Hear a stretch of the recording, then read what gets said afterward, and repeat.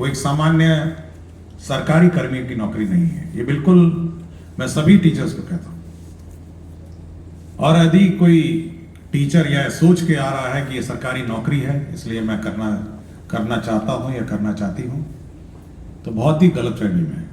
Teachers की नौकरी बिल्कुल भिन्न है और ये सबसे भिन्न है, मतलब इसका कोई तुलना किसी अन्य नौकरी से नहीं है। आप समझ सकते हैं, जब आप क्लास में जाते हैं तो बच्चे आपके सामने रहते हैं और आपको इस निगाह से देखते हैं कि आप उनको ज्ञान देंगे और आप उनका भविष्य बनाएंगे। एक सामान्य सरकारी नौकरी में क्या होता है, कार्यालय में बैठे हैं, संचिकाएं आती हैं जाती हैं, आप संचिका को कभी ऊपर भेजते हैं, कभी संचिका को नीचे भेजते हैं, आपकी मर्जी है, आप अप्रूवल करिए नहीं करिए, 5 दिन बाद करिए, 10 दिन बाद करिए। लेकिन एक शिक्षक की नौकरी नहीं हो सकती है। आपका बिल्कुल जो आपका टारगेट सेगमेंट है वो आपके क्लासरूम में आपके सामने बैठा है और बिल्कुल टकटकी निगाहों से आपको दिखता है कि आप उसको शिक्षा देंगे और आप उसको ज्ञान देंगे। और ऐसे भी नहीं है कि आज आपने उसको ज्ञान नहीं दिया तो 1 महीने बाद उसको ज्ञान दे देंगे, या आप सोचेंगे कि चलिए बाद में देखा जाएगा, आज हम थोड़ा मूड खराब है या मेरा तबीयत ठीक नहीं है या आज बहुत कष्ट से हम नाव पे चढ़ के आए, पानी पार करके आए, या देखिए पूरा कपड़ा मेरा भीग गया। उस छात्र को उससे कोई लेना देना नहीं। ये कष्ट आप डीओ को बोल सकते हैं, एसीएस को बोल सकते हैं, लेकिन जो आपके सामने जो कक्षा में बैठा छात्र छात्रा है उसको आपके कष्ट से कोई लेना देना नहीं। आप बहुत दूर पोस्टेड हैं, देखिए मुझे कहाँ जंगल के ऊपर भेज दिया, अधौरा पहाड़ पे, देखिए कटोरिया वांका में मुझे 2 नदी पार करना है, खगड़िया में 3 नाव पार करना है। उस छात्र को कोई लेना देना नहीं है आपके कष्ट से। उसको केवल शिक्षा चाहिए और वो शिक्षा ग्रहण करने आपके यहां आया है। उसके माता पिता का नजरिया देखिए, उनका माता पिता को भी आपके कष्ट से कोई लेना देना नहीं। वो आपके हवाले इस बच्चे को इसलिए भेजे हैं कि आप उसका भविष्य बनाएं, कि आप उसको पढ़ लिख कर एक ऐसा इंसान बनाएंगे जो कल समाज पर अपने पांव पर खड़ा हो। देखिए दोनों बहुत ही इंपॉर्टेंट स्टेक होल्डर आपके हैं, एक शिक्षक, एक छात्र है और एक उसके माता पिता है। और यह आपका दायित्व है कि आप ये दोनों दायित्व पूरा करें। आपका कष्ट का दायित्व सरकार, department, DEO, BEO, DPM, DO, जो नाम दीजिए, डीपीओ स्थापना है, जो उसका काम है उसका पूरा करना। ये उसकी एफिशिएंसी पर निर्भर करता है कि वो कितना आपका कष्ट हरण करे। लेकिन जो टारगेट सेगमेंट है मेन, जो आपका छात्र है, वह आप पर निर्भर करता है कि आप उसको कैसे पढ़ाएं।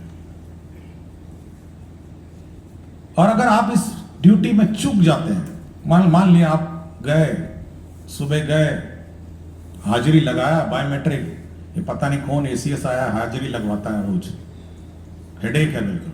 कुछ लोगों को बोलते हुए उसमें सुना है मैंने, रोज देखिए 6:30 बजे हाजिरी लग जाता है और चेक भी करता है, बताइए वीडियो कॉल करके। तो और उसके बाद गए अपना बगल में दुकान में बैठ गए, क्योंकि बहुत सारे लोकल टीचर हैं, दुकान भी हो गई उनकी सामान्य रूप से, कुछ लोग का खेती भी हो गया, कुछ लोग खेत में अपना धान कटवाना जाते हैं, कुछ घूम के आते हैं, लेबर वेबर लगा के आएंगे, शाम को आएंगे फिर हाजिरी लगा देंगे। तो अगर आपकी ये चूक हुई, मैं ये नहीं कह रहा कि जनरल परसेप्शन है मेरा, मैं एक 1% की बात करता हूँ, ये 1% वाले हैं। मेरा अपना मानना है कि 99% टीचर्स बहुत डेडिकेटेड है। तो अगर आपकी चूक हुई तो आप समझ सकते हैं कि आपने कितना डैमेज किया। एक तो आपने उस छात्र का जीवन बर्बाद कर दिया, छात्र जब सच्ची में बर्बाद कर दिया। आपको उसको सिखाना था, आप नहीं सिखाया। वो क्लास 1 से क्लास 2 पहुंच जाएगा, फिर क्लास 3 पहुंच जाएगा, उसको चाहता ही नहीं, ना मैथ्स आता है ना इंग्लिश आता है, ना कुछ आता है। सरकार ने आपको वेतन समय पे दे दिया, सरकार ने हाजिरी भी लगा दी, सब सरकार ने सब कुछ आपको दे दिया, लेकिन उस नन्ही सी जान की जिंदगी आपने बर्बाद कर दी। और बाद में जाके वो क्या बनेगा? वो जब 18, 19 साल, 20 साल होगा, सड़क में बैठ जाएगा कि भाई हमको कुछ काम दे दीजिए, कुछ भी दे दीजिए, कुछ भी कर लेंगे। नहीं समझ में आ रहा है तो मुठरी बांधेगा, ट्रेन में पकड़ेगा, बैठेगा, कहीं बंबई दिल्ली चला जाएगा, जिसको हम प्लान बोलते हैं। भाई कहीं नौकरी मिल जाए, बर्तन धो, कुछ भी करूंगा मैं। इसकी पूर्ण रूप से जवाबदेही किसकी है बताइए? मतलब किसकी जवाबदेही है कि वो प्लान किया, उसको नौकरी नहीं हुआ, वो समाज में खड़ा नहीं हुआ अपने काम? क्या आप स्वास्थ्य विभाग को बोलेंगे? क्या आप पथ निर्माण विभाग को बोलेंगे? क्या आप बिजली विभाग को बोलेंगे?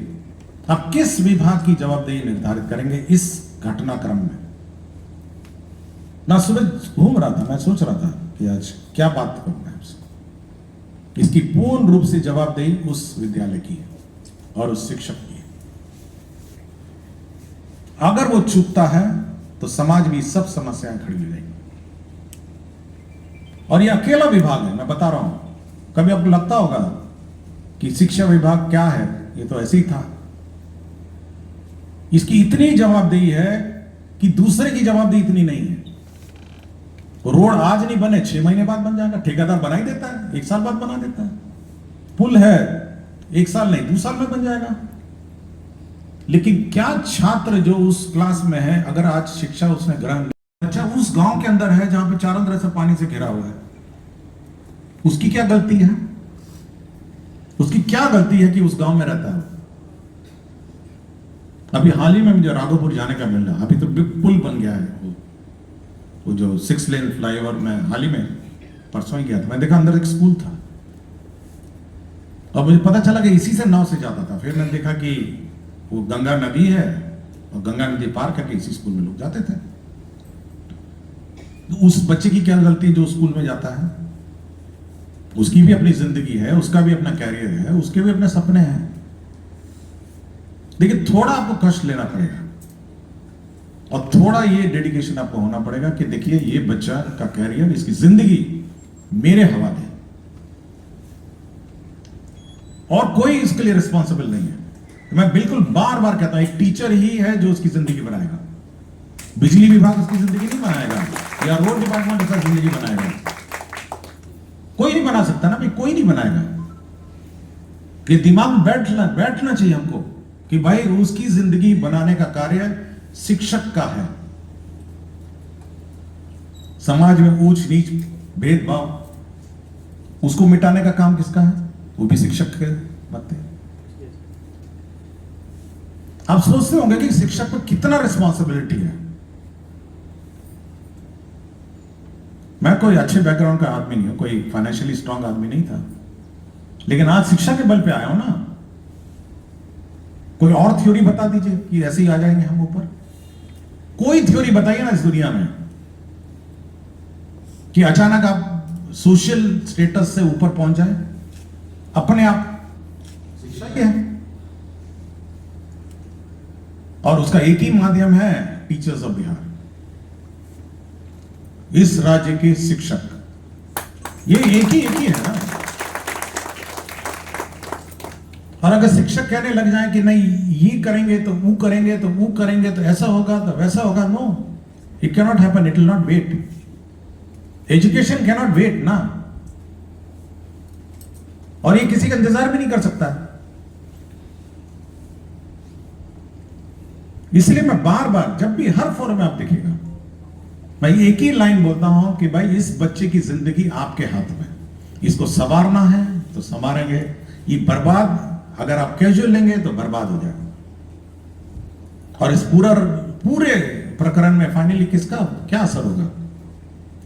लोग जाति पाति करने लग जाएंगे, ऊंच नीच करने लग जाएंगे, और इसका पूरा असर इस राज्य पे पड़ेगा, पूरा असर। बाकी राज्य क्यों ऐसे हैं?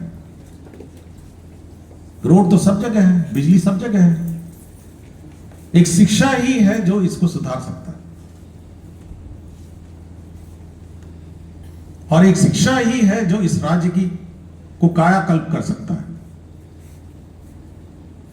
इसलिए जब भी आप चर्चा करें, आप अपनी रिस्पॉन्सिबिलिटी को समझते हुए चर्चा करें कि आपके कंधों पर कितनी बड़ी जवाबदेही है। ये आप सोच के चर्चा करें। मुझे पता है कि टीचर्स को कितना कष्ट है। मैं जहां जहां जाता, बहुत दूर दराज में, जंगल पहाड़ में टीचर्स हैं, लेकिन उस बच्चे की सोचिए, उस बच्चे की सोचिए, उसके माता पिता की सोचिए। और जब ये सोचेंगे तो आपको अपना कष्ट कम लगेगा। आपको लगेगा नहीं, कुछ दिन मैं अपना कष्ट झेल के मैं इसको बच्चे की जिंदगी बना सकता हूं।